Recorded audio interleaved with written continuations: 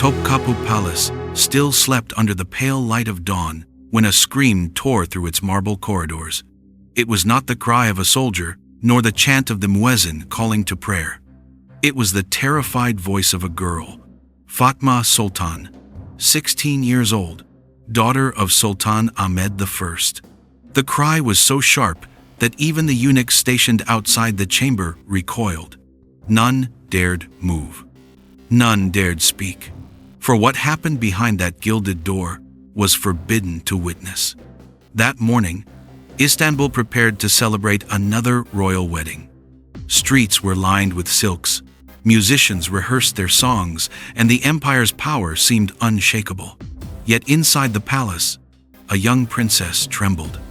To the outside world, Ottoman princesses lived lives of paradise, draped in jewels, waited upon by servants, wrapped in the wealth of 3 continents. But behind the veils of silk was a truth so unsettling that even foreign ambassadors whispered it in disbelief. The daughters of the Sultan dreaded their wedding night. Why? Because their marriages were not unions of love, but contracts of politics. Their bridal chambers were not sanctuaries, but stages. And their wedding nights, the most intimate of moments, were transformed into ordeals shadowed by ritual, surveillance, and fear. Some accounts tell of music played so loudly outside the chamber that no one could hear the cries within. Others describe officials waiting just beyond the door, their presence turning the night into a test of loyalty rather than intimacy. Rumors claimed sheets were examined, proof demanded, and privacy stripped away in the name of empire. Whether every detail is true or embellished, the theme repeats across centuries of letters, diaries, and fragments of testimony: fear, humiliation, and silence. And yet, official Ottoman chronicles say nothing. They record the parades, the feasts, the dowries, but never the screams. The silence of the record is itself a kind of evidence. So tonight, we open that silence. We step inside the gilded halls of Topkapi. We hear the whispers that were never meant to survive.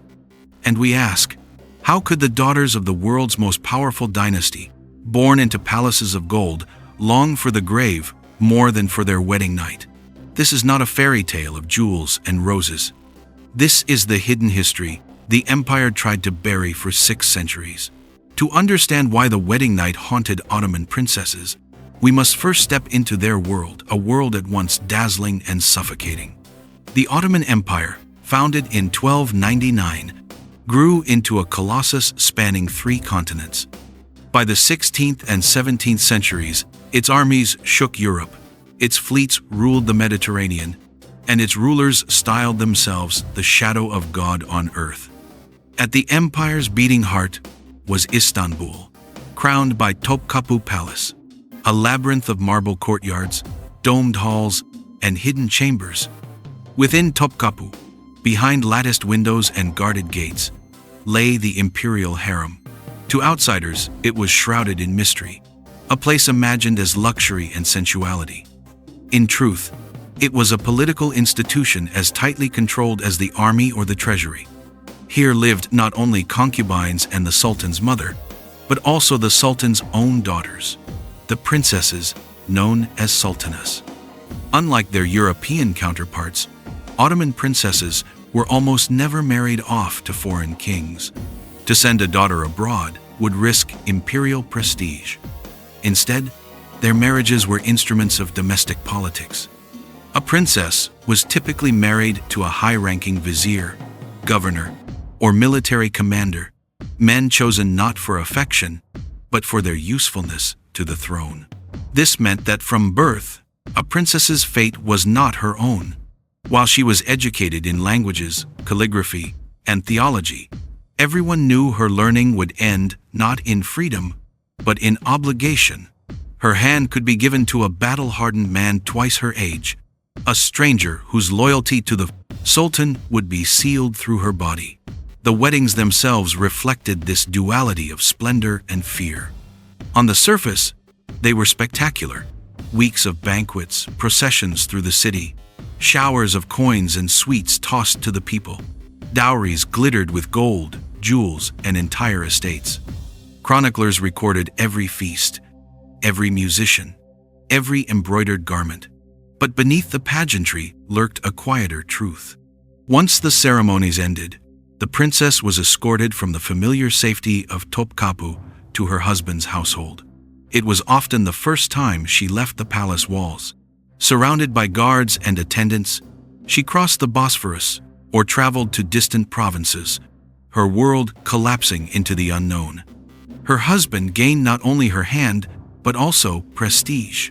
To marry a daughter of the Sultan was to bind oneself irrevocably to the dynasty. For the princess, however, it was a loss of protection. The gilded cage of the harem had been strict, but it was at least familiar. Now, she belonged to a man she did not choose, under customs that demanded obedience. And it was in this transition from princess to wife, from symbol to possession, that fear took root. The wedding night became the hinge on which her entire life turned. Foreign ambassadors noted that the privacy of these unions was never complete. Servants and officials hovered outside, sometimes recording whether the marriage had been consummated. Some reports, though debated, speak of proofs displayed the next morning. Even the architecture of the palaces reflected this blend of magnificence and control. Bridal chambers were adorned with silks and carpets, but positioned within sight of watchful attendants. What should have been intimate became ceremonial, a performance staged for power. To the empire, this system worked. Each marriage secured loyalty. Each daughter transformed into a living contract. To the princesses, it was another story. Their bodies became currency. Their wedding nights, the moment of exchange. Official chronicles remain silent about their voices, yet the gaps in the record are telling. We find no descriptions of joy, no songs of love, only the cold lists of gifts and dowries. And in that silence, we hear the echo of fear. This was the world of Ottoman princesses, opulent on the outside, perilous within. A world where their destiny was decided long before they reached womanhood. But silence breeds whispers. And across centuries, rumors spread of screams behind closed doors, of ceremonies darker than the feasts outside, of rituals designed not to honor brides but to break them. Where official records fall silent, legends take root. And in the Ottoman Empire, the legends about the princesses' wedding nights spread like shadows through the corridors of Topkapi. Foreign ambassadors, Venetian, French, English, often filled their dispatches with tantalizing whispers. They described grand parades, feasts that dazzled the eye, and dowries that could rival the treasuries of small kingdoms. Yet between those glittering details slipped darker notes. Letters spoke of tears behind jeweled veils, of brides trembling as they were escorted to chambers where privacy did not exist. One recurring rumor was that of the public proof. Some claimed that the sheets from the bridal chamber were inspected the next morning, sometimes even displayed before officials, as evidence of virginity and consummation. Whether this truly happened at the highest levels of the dynasty is debated. Some historians believe the story was exaggerated by Europeans eager to portray the Ottomans as exotic or cruel. Yet the fact that the rumor was repeated across multiple sources suggests that some ritual of verification may have indeed occurred. Other tales came from within the palace itself. Eunuchs, bound by loyalty, but also witnesses to what others could not see, were said to whisper warnings to young princesses. Pray for mercy, for the night will not be yours.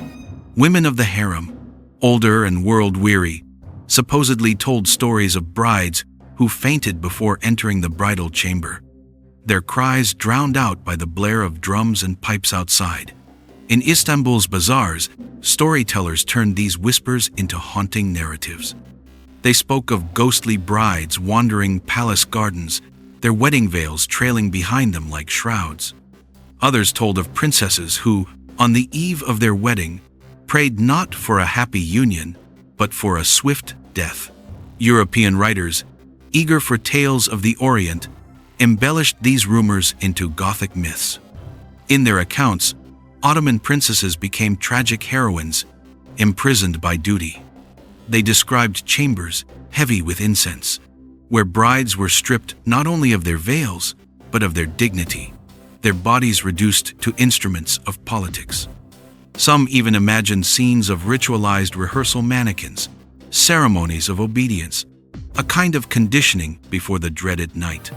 These lurid details may have been fantasy, but they reveal how strongly the image of the fearful bride captured the imagination. Not all legends spoke of despair alone. Some suggested resistance. A tale recurs of a princess who, rather than submit, attempted to poison herself on the night of her wedding only to be discovered and locked away in silence. Another story tells of a young bride who escaped her chamber and fled into the palace gardens, where guards found her sobbing beneath cypress trees. Whether these accounts are true or not, they reflect the deep unease surrounding these unions. The most chilling element of the rumors is their consistency. From bazaars to ambassadorial reports, from Ottoman poetry written in veiled metaphors to European travelogues, the same theme surfaces. The wedding night of a princess was not joy, but ordeal. Yet historians caution us, legend is not fact. Some of these tales were shaped by prejudice, others by imagination. And still, the persistence of the rumors raises questions. Why did so many different voices, across centuries and cultures, repeat the same idea? Why did the empire itself never directly refute them? Perhaps because to deny the whispers would be to acknowledge them. Perhaps because silence was safer.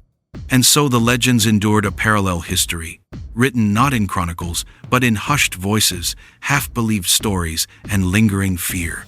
But legends alone are not enough. To understand what truly happened, we must turn to the traces that survive in archives, letters, and records. Only there can we separate embellishment from evidence and rumor from reality. Rumors can dazzle, but they remain fragile until anchored by evidence. And while the Ottomans carefully polished their chronicles to project splendor, small cracks survive in the letters of ambassadors, the records of the palace, and the silences that speak louder than words. The most direct testimonies come from Venetian and French envoys who lived in Istanbul and reported regularly to their courts. In dispatches from the 16th and 17th centuries, we find striking details. A Venetian ambassador described the wedding of a young princess to an aged vizier. He wrote that she entered the union in tears, her face pale beneath her jewels. For him, this was not mere gossip, but an observation worth sending across the Adriatic. A French envoy's report from the 1600s goes further, describing a practice that shocked Europeans, the so-called proof of consummation. According to his letter, the bridal chamber was never entirely private. Midwives and eunuchs stood outside, and by morning, evidence was inspected to confirm the marriage had been fulfilled. Whether this was routine or exceptional remains debated, but multiple accounts suggest it was no isolated rumor. Even within Ottoman sources, faint traces appear. The Topkapi Palace archives preserve detailed lists of wedding expenditures: silks from Bursa, pearls from the Gulf, gold-inlaid furniture, gifts for the bride's entourage. Tucked between these lists are hints of the chamber's preparation: mattresses ordered, midwives summoned, attendants assigned. These bureaucratic notes, while dry, hint at how little intimacy surrounded the princess's first night. Travelers, too, left accounts. Pietro della Valle, an Italian noble who visited Istanbul in the early 17th century, wrote that princesses were married not for love, but for politics, and that their fate was more prison than union. His words mirror the ambassador's letters: public ceremony outside, private dread within. But perhaps the most haunting evidence comes from what is not written. Official Ottoman historians celebrated the grandeur of royal weddings, the processions, the banquets, the lavish gifts. Yet their records fall silent the moment the bride enters the chamber. Not a single chronicle describes joy, intimacy, or even the simple fact of a couple's first night. This silence is conspicuous, For an empire that recorded everything from military victories to the Sultan's hunting trips, why erase the most personal and symbolic moment of marriage? Modern historians suggest the omission was deliberate. By leaving the wedding night unrecorded, the court avoided acknowledging a practice that might tarnish the dynasty's image. The absence becomes a kind of negative evidence proof that something too troubling to admit occurred behind those doors. Some documents break through the silence. Letters written by Ottoman princesses themselves, rare but precious, have survived. One 18th century example is a letter from Esma Sultan, pleading with her brother not to marry her to a man she despised. "I ask for mercy," she wrote, "for the burden placed upon me is too heavy." Her protest was ignored, but her words reveal the fear and helplessness beneath the splendor.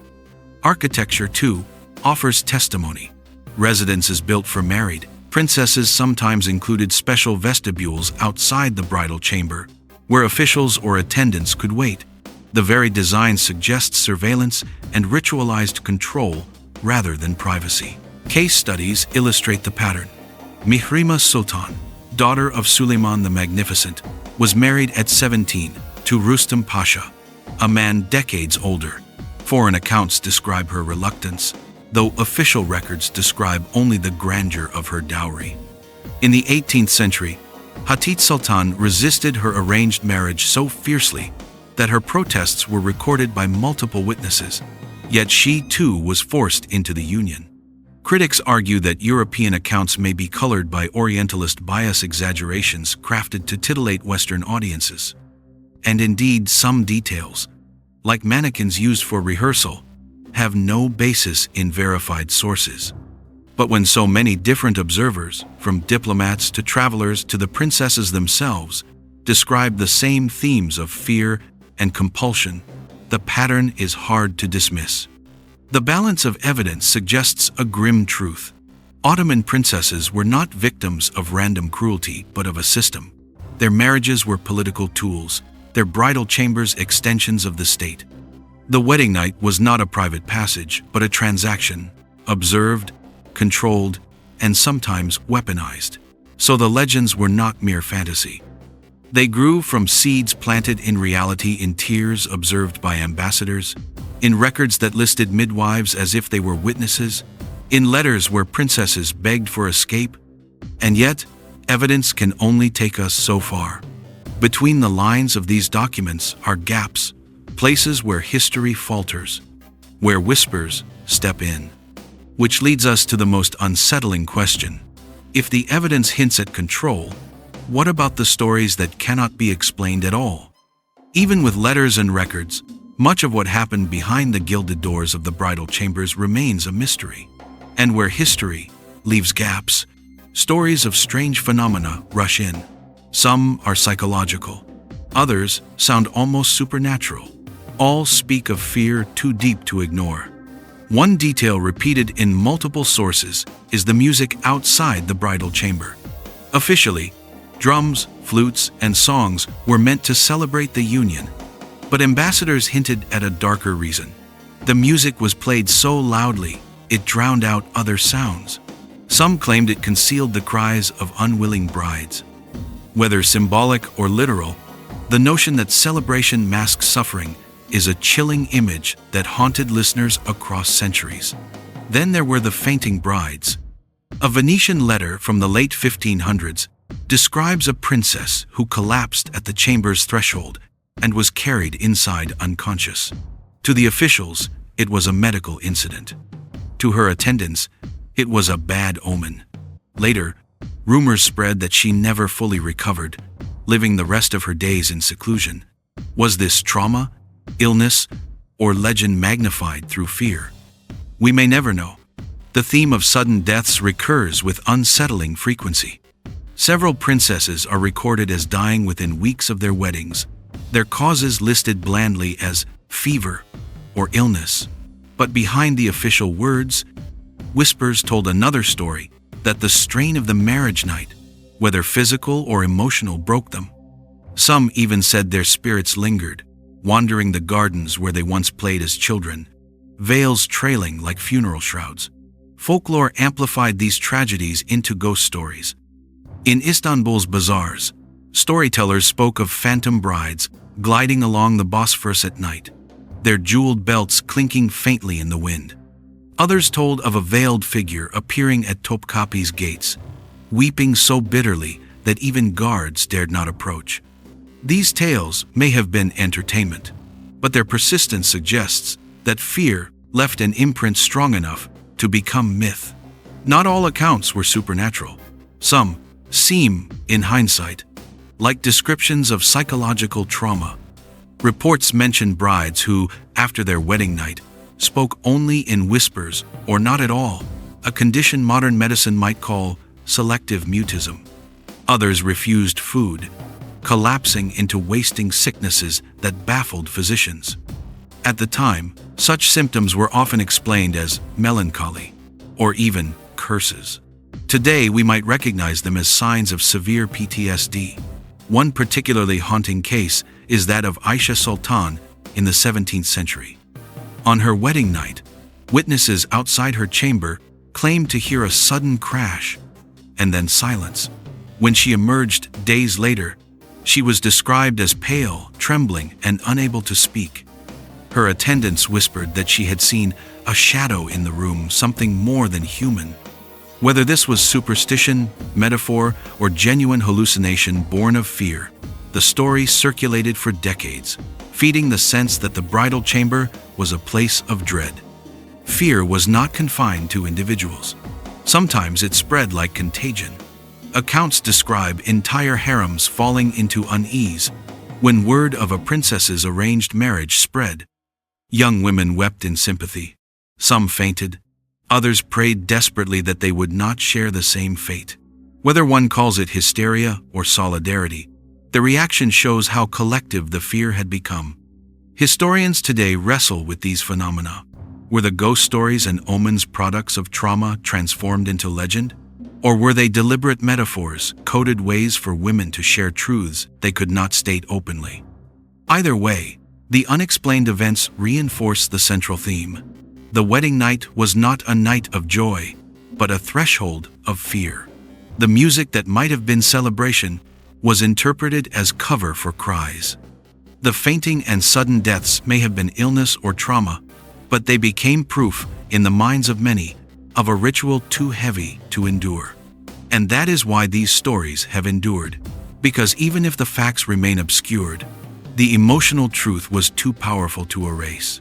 But what happened to these whispers after the empire fell? Did they fade into silence? Or did they leave behind a legacy that still shapes how we remember Ottoman history today? Centuries have passed since the Ottomans ruled from Topkapi, yet the fear whispered about their princesses' wedding nights has not vanished. Instead, it lingers in culture, scholarship, and imagination, a legacy as haunting as the empire itself. For much of the 20th century, Turkish historians avoided the subject. The Ottoman past was often framed as glorious, its power celebrated, its weaknesses quietly brushed aside. Stories of forced marriages and fearful brides clashed with national pride. But in recent decades, researchers have begun revisiting the archives. They sift through letters of foreign envoys, court records, and even private correspondence from the princesses themselves. Piece by piece, they restore voices once silenced, revealing a more human and troubling dimension of imperial life. Meanwhile, popular culture has taken these whispers and magnified them. Turkish television dramas, like Muhteşem Yüzyıl, Magnificent Century, dazzle audiences with palaces, jewels, and court intrigues, but also hint at the sacrifices hidden behind the veil.